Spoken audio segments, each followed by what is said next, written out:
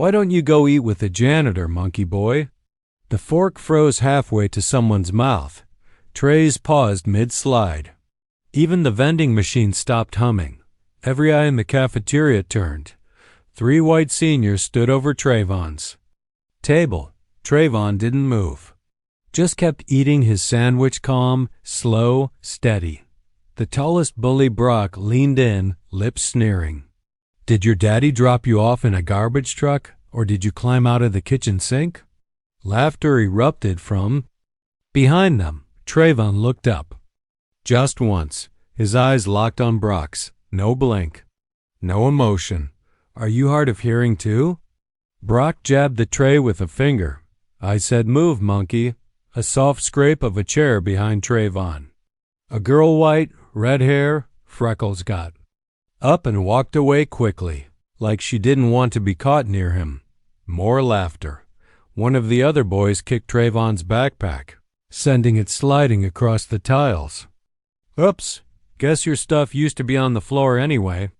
Still, Trayvon didn't speak. Brock leaned in closer. You got a name or just a number from juvie? Trey. It was the first word Trayvon spoke. Quiet, flat, controlled. Brock smirked. Trey? What is that? Short for tray trash? Short for, you don't want to know what happens if I stand up. The smirk slipped. A few students murmured. One even let out a surprised, yo. From the peanut butter table, Brock's jaw twitched. Tough guy, huh? He looked at the others. This is your king now? He shoved Trayvon's sandwich off the table. It hit the floor with a pathetic splat. Trayvon didn't move, but his hand slowly wiped his mouth with the napkin. Then he stood. The noise in the cafeteria didn't just die, it collapsed. Trayvon wasn't huge, but he stood like he was carved out of stone. Centered, coiled, still. Brock backed up half a step without meaning to. Trayvon took 1 step forward. Just one. Don't. His voice was calm, like a warning. Not a threat. One of the other bullies scoffed. What, you gonna cry? No. You gonna run? Not me. Brock forced a laugh. You think you're some kind of badass? Trayvon raised an eyebrow, then slowly reached into his hoodie and pulled out a folded paper. He let it fall on the table. Brock glanced at it, then frowned, then blinked. It was a Golden Glove certificate. Regional level. Trayvon's name on it. The other boys leaned in. A second paper followed. Black and white photo. Trayvon in a ring, mouth guard in, gloves up, mid-fight, his opponent unconscious on the mat. No way. One of them whispered. Trayvon leaned forward slightly. Calm. Cold. Last guy who touched my stuff still drinking soup through a straw. A kid in the corner let out a wheeze. Someone else choked on milk. Brock swallowed. He glanced down at the sandwich on the floor, then, back up. No hard feelings, right? He said, trying to smirk again. Trayvon didn't answer. Just turned and picked up his backpack. As he walked out, the whole cafeteria stayed frozen, except one girl, the redhead who left earlier, who now stood near the doorway, watching him with wide eyes. As Trayvon passed, she whispered, Is it true? You really knocked out 3 guys at regionals? He didn't look at her. Just said, they shouldn't have called me monkey either, and walked out. The door clicked shut. The silence finally broke with a single voice from the back. I'm never messing with that dude. He's dangerous, I'm telling you. Coach Dobbins slammed the paper on the principal's desk. Principal Harlan barely looked up. A Golden Glove certificate doesn't make him dangerous, Coach. It means he's disciplined. Dobbins scoffed. Disciplined? He stared Brock down like he wanted blood. You know how many fights that kid's been in? Vice Principal Carter, seated in the corner, finally spoke. 0. Not one recorded incident since enrollment. Exactly. Dobbins leaned in, whispering, That's what scares me. Boys? Like that don't wait, they choose. Calculated. Harlan sighed. Coach, we're not going to preemptively punish a student for standing up for himself. Just then, there was a soft knock at the door.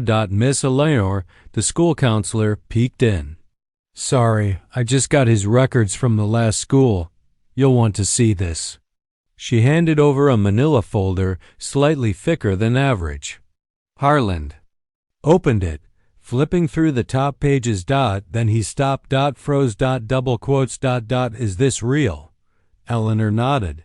Verified. Coach Dobbins snatched it and stared. Trayvon James Coleman, former youth MMA champion, 3-time state finalist. Transferred. After witnessing his brother's assault by police officers. Carter leaned forward. He filed the complaint himself.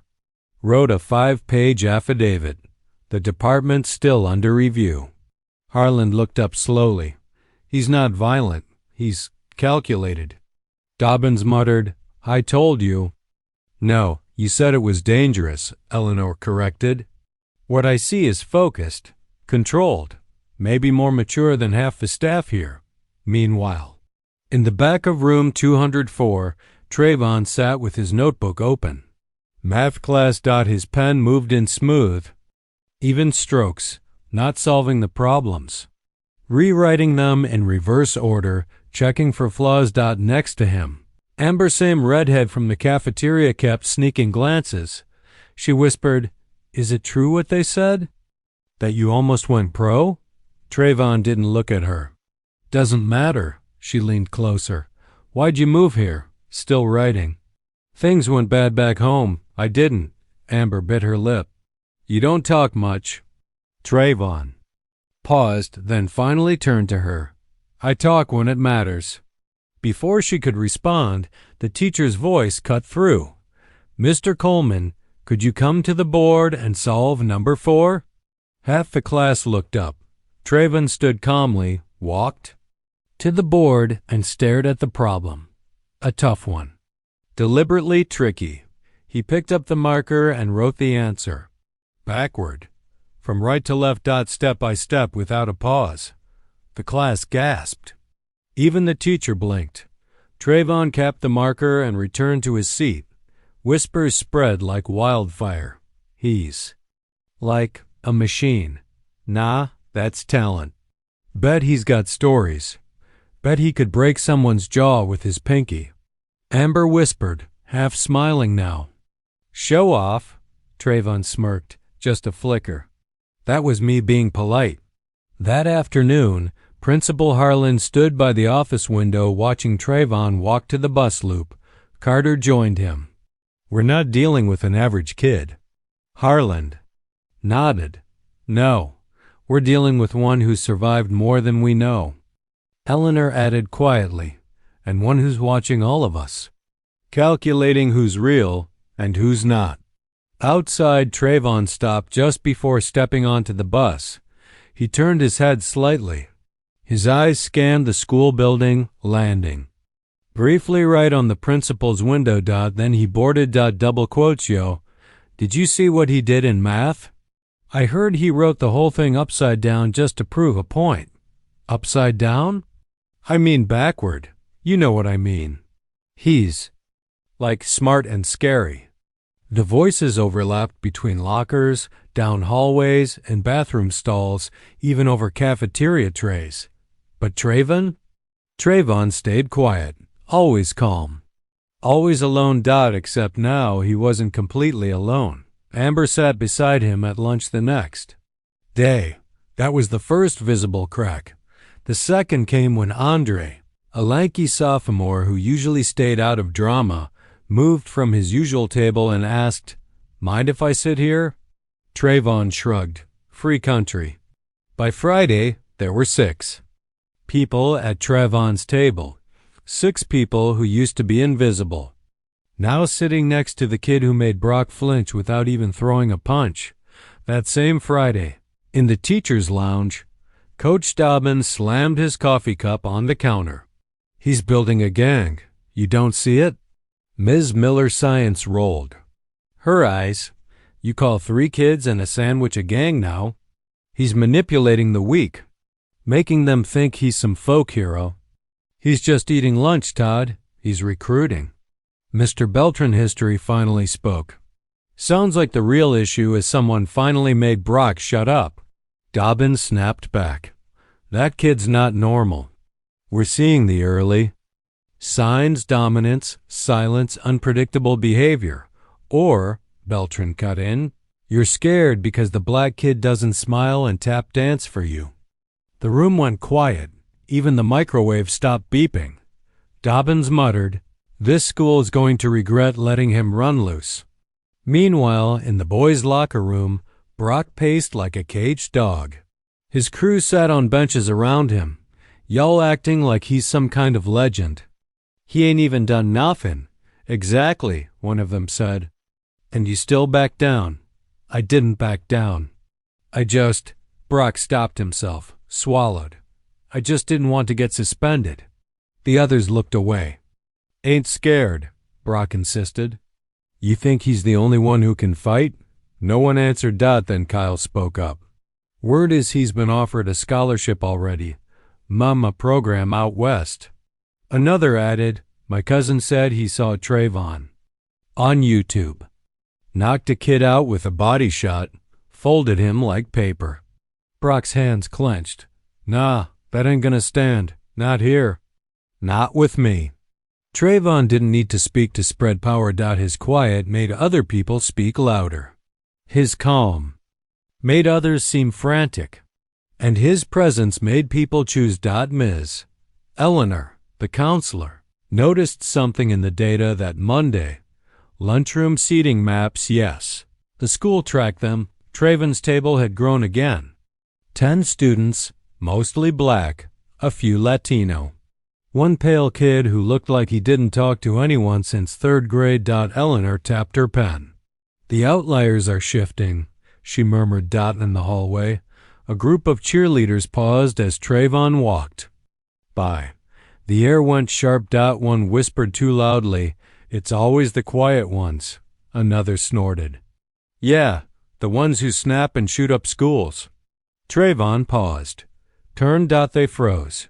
He didn't say anything, just looked at them. A long, measured stare. They laughed awkwardly. Kidding, one said, waving a hand. Trayvon nodded once, then walked on. By Thursday, a new sign-up sheet appeared outside the gym. Self-defense workshop. Sign up now. Coach Dobbins' idea.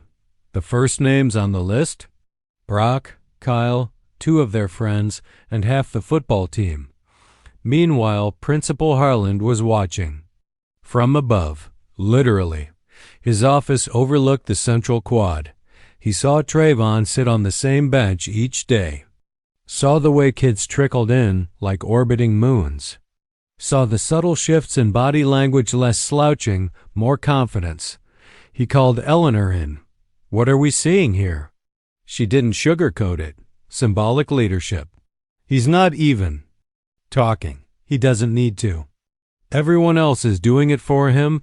Harland frowned. Is that a threat? Eleanor shook her head. No, it's a mirror. And the school doesn't like what it sees. Friday, 3:12 p.m. final bell. Students poured out. Laughter. Screams. Lockers slamming. Then dash shouts. Double quotes. Yo. Back off. Yo, he's got him. Ah. Crowd formed fast near the parking lot. Brock had Trayvon pinned to a tree, fist raised. Say it again, punk. Say it. Trayvon didn't move. Blood trickled from his lip. Then he tilted his head. Smile. Not a grin. A fighter's smile. A chill ran through the crowd. Trayvon spoke 3 words, low and deadly. You already lost. Brock blinked. Trayvon's leg shot out. One move. Fluid, fast, precise. Brock's knees buckled. He collapsed like wet laundry. Trayvon stepped back, brushed his shirt, and walked away. No rage. No flinch. The crowd parted like water. And just before he disappeared around the corner, Trayvon turned to a trembling kid with a phone out. You post that. Tag me. The video had over 70,000 views by Monday morning. No context. No captions. Just one clean move, a body drop, and a cold walk away. The final shot, Trayvon turning and saying, "Tag me." It was shared across group chats, Snapchat, even some teachers saw it. And that's when the school decided it was time to act. "Mr. Coleman, Principal Harlan wants to see you." Trayvon had barely walked through the front doors when the secretary stopped him. He didn't ask why. He just nodded and followed. Inside the office, the energy was tight. Harlan sat behind his desk. Eleanor stood off to the side, arms crossed. "Coach Dobbins?" Leaning against the file cabinet like it was his courtroom. "Trayvon," Harlan said carefully. "We're concerned." Trayvon didn't respond. The video circulating.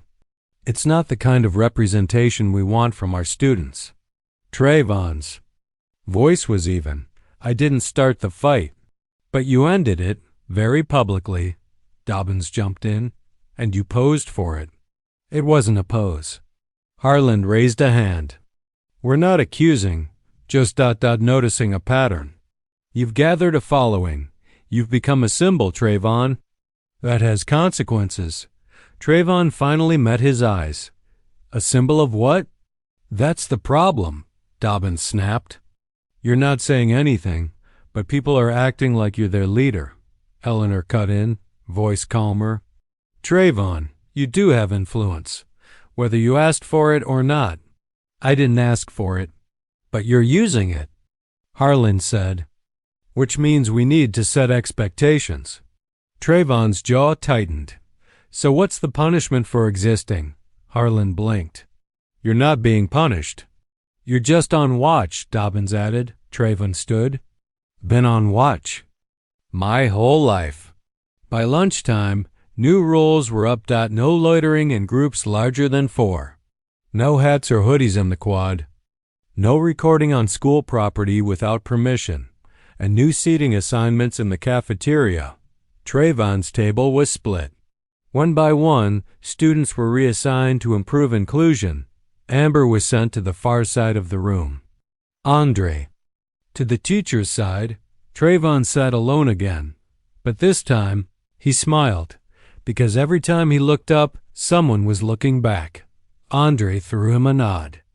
Amber held up her phone under the table recording. And 2 younger kids across the room gave him a fist bump from 20 feet away. The message was clear. They'd split the tables.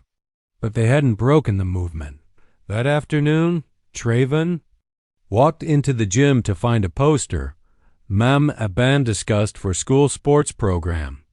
Coach Dobbins was in the corner with the athletic director. Trayvon didn't say a word. He just walked to the bag, wrapped his hands and started hitting. 1 hit, 2, then 4. Then 10 rhythmic, clean, explosive. Every thud echoed across the gym. Students passing by stopped to watch, and Dobbins? He just stared, jaw tight. Later that week, Trayvon was walking out when he passed 2 freshmen getting pushed around. 3 upperclassmen circling them. "Where's your boy Trey now?" One sneered. Trayvon didn't interfere.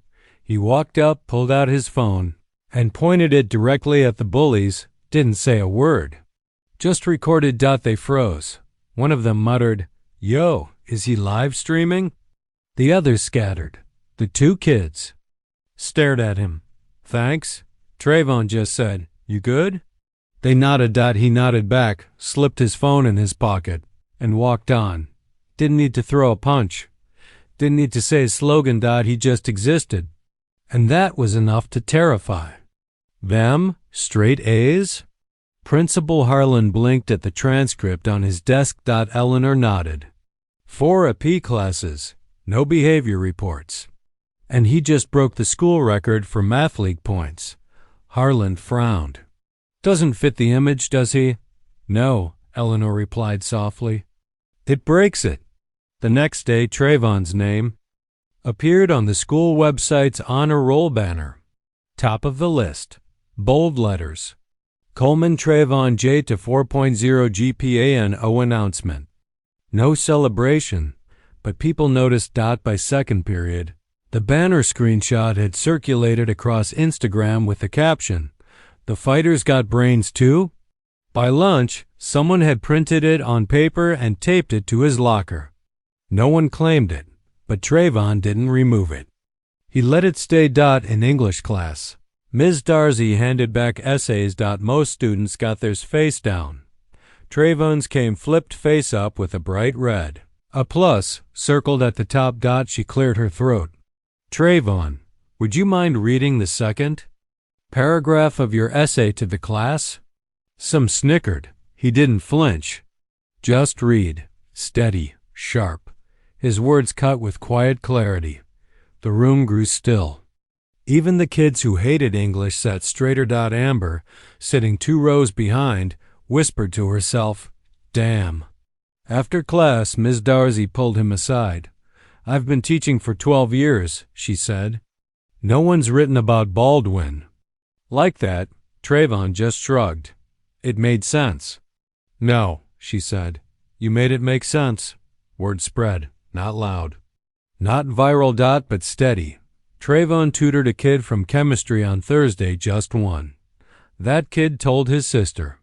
She told her best friend. By Monday, 4 more students waited at his table before school. He didn't advertise. He just showed up. Quiet, consistent. Precise. At the next math league meet, the host school mispronounced his name. Trayvon Coleman? He didn't correct them. He just walked up, solved the final equation in 27 seconds, and walked off with the highest individual score of the entire district. The other schools started whispering, "Who is that kid? Did he really come from West Hill? I heard he trains before dawn." Meanwhile, Coach Dobbins doubled down. "Don't be fooled," he warned in the faculty meeting. "This is strategy. He's controlling the narrative." Ms. Miller replied, "No, he's just doing the work while you keep trying to catch him slipping." Dobbins slammed his folder shut. "That's the point. He doesn't slip. And that makes him dangerous." Beltran raised an eyebrow. "Or maybe it just makes him better than you expected." Back in the hallway, Trayvon stopped in front of the wall where all the student awards were posted. His math score was up now.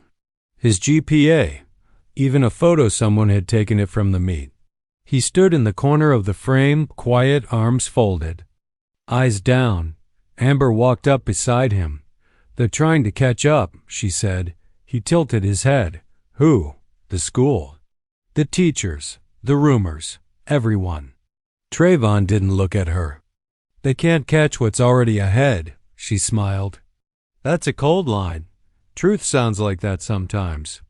That afternoon, he left school alone again. But this time, something had changed. As he passed, students didn't just look. They nodded. A few stood a little taller. One girl clutched her sketchbook tighter and walked toward the art building instead of hiding in the bathroom. A boy in a wheelchair turned off his BLUETOOTH speaker to hold the door for another kid. No slogans. No speeches. Just Trayvon. Walking forward, and the hallway shifted behind him. Principal Harland will now present this year's Academic Honor Medal to our top-performing student. The gym buzzed. Phones out. Parents in folding chairs. Students slouched in bleachers. Harlan stood at the mic, smiling like it hurt. "Please welcome Trayvon Coleman." Polite applause. A few louder cheers. One boo. Trayvon walked calmly to the stage. He didn't smile, didn't wave, just climbed the steps like he'd done it before. Amber clutched her phone from the front row. "Please don't let this be a setup," she whispered. And then it happened. Harland reached into the podium and pulled out a different envelope. "Before we award the medal," he said slowly, "we've just received a concerning update from the district office." The room shifted. Due to a clerical review, it appears Trayvon's transfer credits were miscounted. As such, his GPA no longer qualifies him for the top award. A few gasps. A wave of murmurs. Traven blinked. Once Amber stood up. That's bullsh. Eleanor stood beside the stage, lips parted. She hadn't been told. Harlan continued, voice sickly sweet. Instead, the academic honor medal will go to our runner-up. He turned. Brock Harrison. Silence. Then scattered. Claps. Brock swaggered toward the stage like he'd just won a lottery he didn't enter. Traven stepped aside. Calm. Stone. Still. Harlan smiled, held out the medal. Brock leaned in to accept, but Trayvon raised his hand. The gym froze. Trayvon took the mic, his voice soft, controlled. Keep it. Harlan blinked. Excuse me? Trayvon stepped forward. Eyes scanning the bleachers, then the parents. You need the photo. The speech. The press release. It's fine. Take it. Murmurs. He glanced at Brock. You know you didn't earn it. Brock scoffed. Jealousy looks weak on you. Trayvon turned fully to him now. I don't need medals to know who I am. But you'll spend the rest of your life chasing one that means nothing. The audience murmured again. A teacher in the back stood up.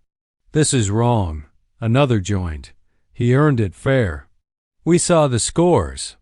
Then a student shouted, Trayvon's got the highest GPA in the state. Another. We looked it up. It's public. Phones went up. Cameras rolled. Harlan stepped forward, sweating now. We'll investigate, but Trayvon raised the mic again. I don't want it back. Silence. I want you to remember what you did. In front of parents, students, staff, you lied to protect an image. He turned. Slightly. Looked directly at the school board rep sitting offstage. Fix it, or I won't be the last one who walks out. Trayvon dropped the mic. Didn't slam it. Didn't storm. He just walked straight down the steps, through the aisle, out the doors, and the silence followed him like a shadow. Outside, Amber caught up with him. You okay? He kept walking. Does it matter? You embarrassed him. I told the truth. Amber touched his arm. That was the award. What you did. That was the win. Trayvon didn't respond, but his jaw was unclenched. Just a little back inside. Harlan stood frozen. Brock is still holding the medal, hands trembling, and for the first time all year, he didn't want it. Monday morning didn't start with a bell. It started with a walkout. 8:02 a.m. Over 60. Students stood up from their first period classes and quietly filed into the hallways. No shouting. No signs. Just silent unity. They walked out the front doors and gathered on the lawn. Amber stood at the front, holding a printout of Trayvon's original GPA 4.0. Next to her, Andre held up a photo from the Math League scoreboard. By 8:17, the crowd doubled. By 8:30, local reporters showed up. Inside the school, Principal Harlan watched through the blinds. You've created a martyr, Eleanor said quietly. This is out of control. No, she said. It's finally in the open. Harlan turned. What's that supposed to mean? You buried a medal, she said. But now you've planted something else, he scoffed. He's just a student. Not anymore. Coach Dobbins stood by the lockers, arms crossed, as students passed holding Trayvon's name written on notebook paper. Idiots. He muttered. But even the football players, his boys, walked past without nodding. Some even looked ashamed. Third period. Ms. Darcy paused her class and walked out. Didn't say why. She stood outside next to Amber. Then Mr. Beltran. Then Miss Miller. Within 15 minutes, 9 teachers stood in silent protest. The district rep, who'd been sitting in Harlan's office, took one long look out the window. You're not just wrong, he said, packing his folder. You're finished. In the cafeteria, Brock sat alone. No friends, no stares, just silence. The medal still in his backpack. But it felt radioactive now. A freshman walked by, paused, and said quietly, "Shoulda just said no." Brock didn't. Reply. Because he didn't have one. Trayvon wasn't at school that day. He sat at home. Hoodie up, phone on silent. He didn't check social media. Didn't scroll the hashtags. Didn't reply to the dozens of unread messages. He just stared at the ceiling. Until Amber knocked. His aunt opened the door. "There's a girl asking for you." He walked outside. Amber stood at the curb, hair windblown, backpack slung low. "You missed it." Trayvon raised an eyebrow. "Missed what?" "The beginning." She pulled out her phone, flipped it around. Photos, videos. Dozens of students, teachers, even parents holding signs. Trayvon was right. Silence does not equal guilt. We stand with TRAY clip. Showed a boy saying into a mic, "We don't follow Trayvon because he fought back. We follow him because he never fought unless they made him." Another showed Eleanor speaking to reporters. "He didn't divide the school. He revealed how divided it already was." Amber looked up. "You changed everything. And you never even raised your voice." Trayvon took the phone, stared, sighed. "Nothing." Then handed it back. "I didn't want this. I know." She smiled. "That's why it's working." That evening, Harlan sat alone in his office. The award cabinet behind him, empty. He glanced at the empty slot where the academic honor medal was supposed to sit. And for the first time in years, he didn't know what to say. A week after the walkout, a new sign appeared outside the main office. "Student Equity Council applications open." Below it, smaller print, "Open to all students, led by peers. Advisor, Ms. Eleanor." That was the first. Ripple. Then came the second. An email to all faculty, effective immediately. All GPA recalculations must be reviewed by a third-party academic officer. No decisions may be made without formal documentation and transparency. Principal Harlan didn't write it. The district did. Third ripple. 2 teachers, Mr. Vargas and Ms. Leland, formally apologized to students they'd previously punished for tone violations. And then came the fourth. Coach Dobbins was removed from student oversight. No announcement. Just a small sign taped outside the gym office the next morning. Athletics coordinator, interim, Ms. Miller. When Brock saw it, he didn't say a word.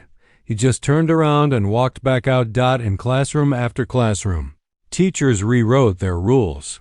No food in class became "Please ask if you need to eat during instruction." No phones. Changed to "Phones allowed unless disrupting others." And the unspoken "Don't challenge the teacher" faded fast, because now students had learned Trayvon's real lesson. You don't have to yell to be heard. You just have to be undeniable. Even the hallways changed. Where once eyes darted away from conflict, now students stepped in. A sophomore named Zay interrupted a teacher mid-lecture to say, "Actually, that statistic's outdated. It doesn't reflect the racial disparity today." No detention. The teacher paused, checked, then said, "You're right. Thanks." That never would have happened 2 weeks ago. At the library, Trayvon's essay on Baldwin, once just a graded paper, was now laminated and placed in a display under the heading "Voices That Moved Us." No one asked Trayvon's permission, but no one dared remove it either. The biggest shift came during a staff training. Eleanor stood at the front. Slide 1. A still frame from the gym, Trayvon holding the mic. Back straight. Voice clear. She turned to the room. "This is what quiet power looks like." Half the staff shifted in their chairs. The other half, they leaned in. Even Brock changed. Not loud. Not obvious. But one afternoon, he approached Trayvon's locker. "I didn't ask for the medal." Trayvon looked at him. "But you took it." Brock hesitated. "I didn't know how to say no."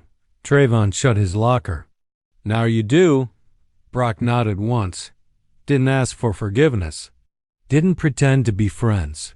Just walked away lighter than before. By now, everyone knew what had happened, even if they hadn't seen the video, even if they weren't there for the walkout, even if they never heard Trayvon speak.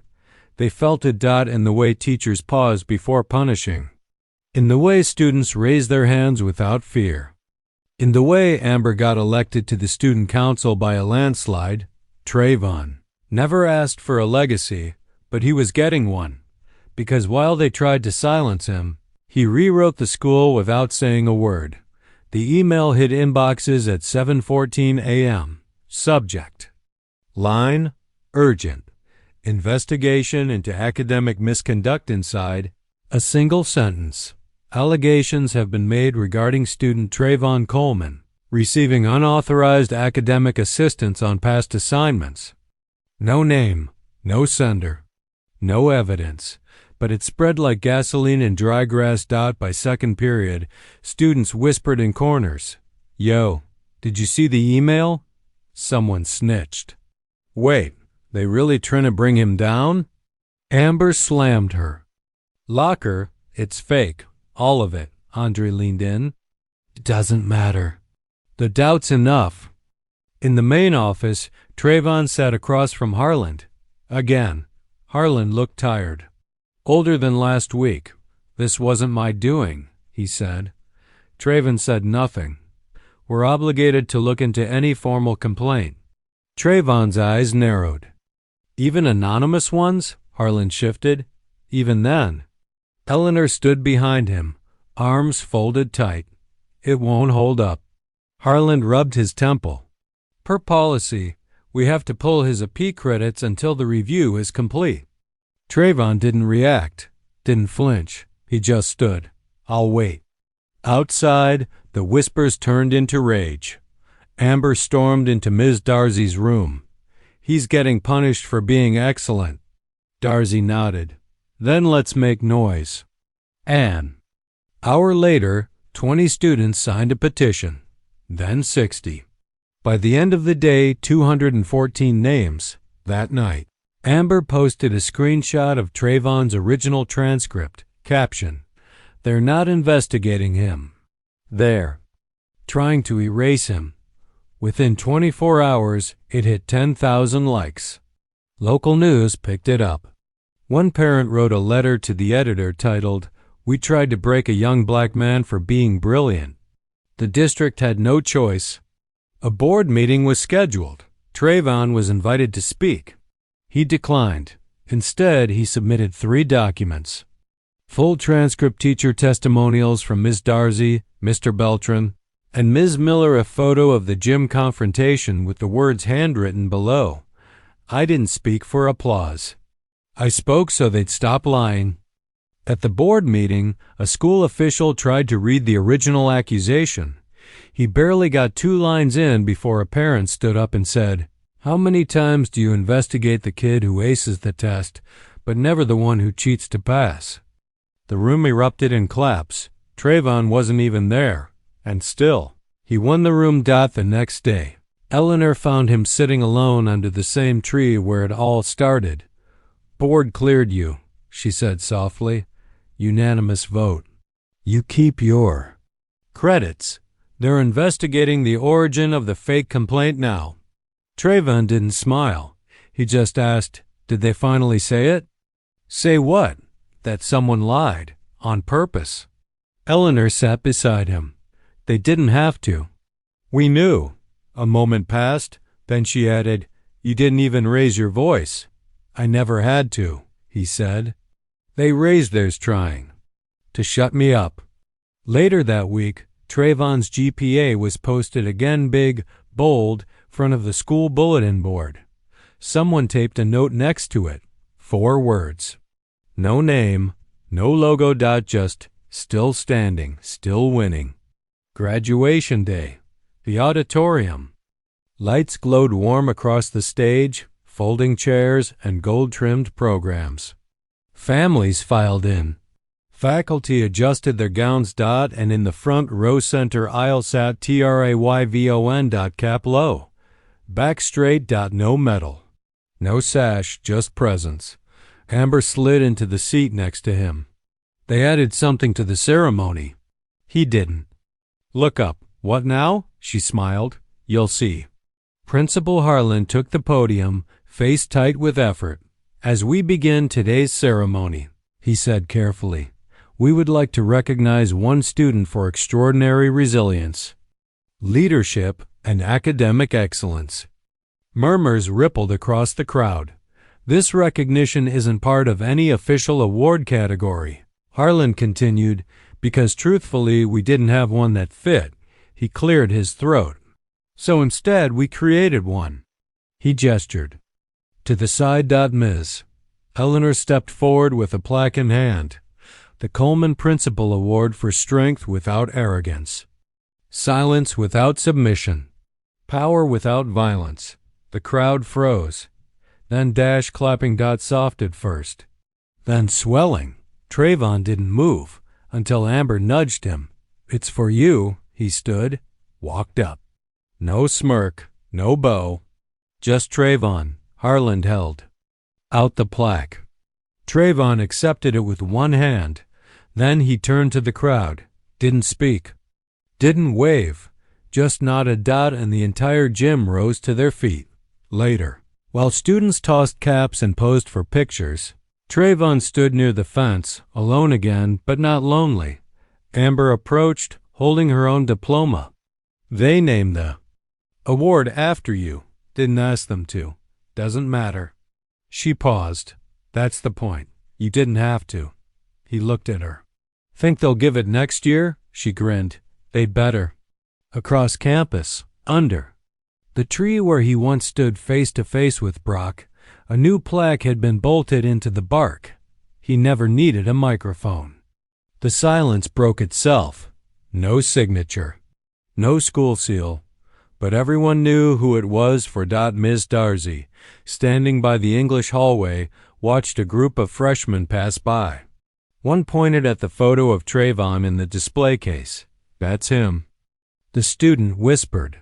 That's the one who flipped everything without throwing a punch. Miss Darcy smiled, because now he wasn't just a student. He was a standard. Even Brock, months quieter, rarely seen, walked across the stage that day. He didn't look for Trayvon. But as he held his diploma, his eyes flicked once toward the crowd, and for the first time. He didn't resent what he saw. After the ceremony, Trayvon stood outside the school gates, plaque in hand. A kid he'd never seen before walked up. Couldn't have been more than 11. You really knocked a guy out in one move? Trayvon looked down. Does it matter? The boy shrugged. I just think it's cool you didn't give up when people were mean. Trayvon crouched to eye level. You don't have to fight to win. The kid nodded. I know. You already did it for us. Then he ran off. Trayvon stood slowly, looked back at the school, didn't smile, didn't frown. Just breathed, and walked away. No speech, no parade, no mic drop, but every step sounded like legacy.